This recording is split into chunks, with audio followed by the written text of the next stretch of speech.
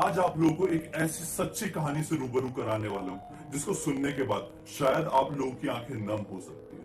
शायद आज के मेरे इस वीडियो के बाद बहुत सारे लोगों की बचपन की यादें खराब हो सकती है, क्योंकि आज मैं आप लोगों को एक ऐसे फेमस कार्टून कैरेक्टर की सच्ची घटना बताने वाला हूं। उसकी लाइफ से जुड़ी हुई एक ऐसी खौफनाक दिल दहला देने वाली घटना बताने वाला हूं जिसको सुनकर आप लोगों की आंखों से जरूर आंसू आ सकते हैं। और वो कैरेक्टर कोई और नहीं, आपका अपना प्यारा शिनचैन है। मेरे साथ इस वीडियो में अंत तक जरूर बने रहिए। इस कहानी की गोपनीयता को बनाए रखने के लिए कहानी के असल किरदारों के नाम भी गोपनीय रखे गए हैं। दोस्तों, इस कहानी की शुरुआत हुई थी आज से पूरे 50 साल पहले, यानी कि सन 1970 में। सन 1970 में जापान के एक छोटे से शहर में एक खुशहाल परिवार रहता था। उस परिवार के मुखिया का नाम था हिरोशी। हिरोशी की एक पत्नी थी जिनका नाम था मिसाई। हिरोशी और मिसाई के दो बच्चे थे, जिसमें से बेटी का नाम था हिमावरी और बेटे का नाम था शिनचैन। उनका एक बहुत ही प्यारा सा छोटा सा कुत्ता भी था जिसका नाम था शिरू। शिनचैन अपने बचपन से ही बहुत ज्यादा शरारती बच्चा था, बहुत ज्यादा शैतानी करता था। वो अपना कभी भी होमवर्क पूरा नहीं करता था। स्कूल में भी जाता था तो वो अपने टीचर्स को बहुत ज्यादा परेशान करता था। लेकिन वो जितना ज्यादा शैतान था उतना ही ज्यादा समझदार भी था। शिनचैन अपनी छोटी बहन हिमावरी और शिरू से बहुत ज्यादा प्यार करता था। शिनचैन के माँ बाप जब कभी भी बाहर घूमने जाते थे या किसी काम से जाते थे तो वो दोनों अपने बच्चों को घर पर ही छोड़ के जाते थे अपने कुत्ते शिरू के साथ। लेकिन आज का दिन कुछ अलग था। शिनचैन के पिता को यानी कि हिरोशी को बाहर दूसरे शहर में बहुत ज्यादा जरूरी काम आ गया था।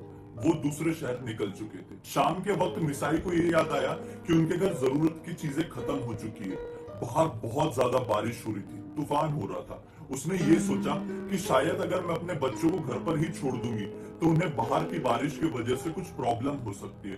तो इसी वजह से उसने ये डिसाइड किया कि मैं अपने दोनों बच्चों को लेकर बाहर शॉपिंग करने चली जाती हूँ और शायद 1-2 घंटे में यहाँ पर वापस आ जाऊंगी।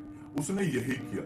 वो अपने दोनों ही बच्चों को यानी कि हिमावरी और शिनचैन को लेकर शॉपिंग करने के लिए निकल गई। बाहर बहुत ज्यादा बारिश और तूफान आ रहा था। जैसे ही वो लोग शॉपिंग के मॉल पर पहुंचते हैं तो अचानक से बारिश थम जाती।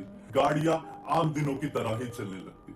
मिसाई अपनी शॉपिंग में बिल्कुल व्यस्त ही थी कि अचानक से शिनचैन की नजर अपनी छोटी बहन हिमावरी पर पड़ती है। वो देखता है कि हिमावरी खेलते खेलते दुकान के बाहर निकल चुकी है और अब वो बीच सड़क में जा पहुंची और बाहर बहुत ही तेज रफ्तार से गाड़ियां आ जा रही है। शिनचैन ने ये सोचा मेरी बहन को कोई परेशानी ना हो जाए, उसका कहीं एक्सीडेंट ना हो जाए। वो उसे बचाने के लिए बाहर निकलता है। जैसे ही वो वहां पर देखता है कि हिमावरी बिल्कुल सड़क के बीचों बीच पहुंच चुकी है तो शिनचैन उसे आवाज लगाता है कि यहाँ पर जल्दी से लौट कर आ जाओ वरना तुम्हें कुछ हो जाएगा। लेकिन हिमावरी उसकी ये आवाज नहीं सुन पाती है और अचानक से शिनचैन की नजर पड़ती है कि दूर से एक बहुत ही खतरनाक, बहुत ही बड़ा सा ट्रक हिमावरी की तरफ तेजी से बढ़ रहा है। शिनचैन इसे सोचता है कि मैं कूद कर उसे बचा लूंगा और फिर वो वहां दौड़कर जाता है, अपनी छोटी बहन हिमावरी को बचाने की छलांग मारकर कोशिश करता है। लेकिन अचानक से वो बड़ा सा ट्रक आकर वो दोनों को टक्कर मार देता है और फिर वो दोनों की उसी जगह पर मौत हो जाती है।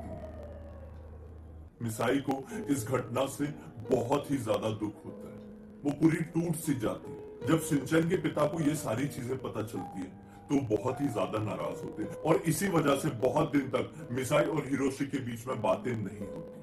वो इतने ज्यादा डिप्रेशन में चली जाती है कि डिप्रेशन में जाकर वो एक बुक लिख डालती। मिसाई अपनी उस बुक में अपने दोनों बच्चों की बहुत याद कर करके उनकी तस्वीरें बनाती थी और उनसे जुड़ी हुई हर एक यादें लिखती थी। इसी तरह से कई साल बीत गए और फिर कई साल बाद एक बार इस दुर्घटना की खबर एक फेमस कार्टून क्रिएटर योशिता युसुई को पड़ी तो उन्होंने ये डिसाइड कर लिया कि मैं इसकी सच्चाई पूरी दुनिया के सामने लाऊंगा। मैं ये दर्दनाक कहानी पूरी दुनिया को दिखाऊंगा एक कार्टून की मदद से। और उन्होंने वही किया। उन्होंने एक फेमस कार्टून बनाया, शिनचैन।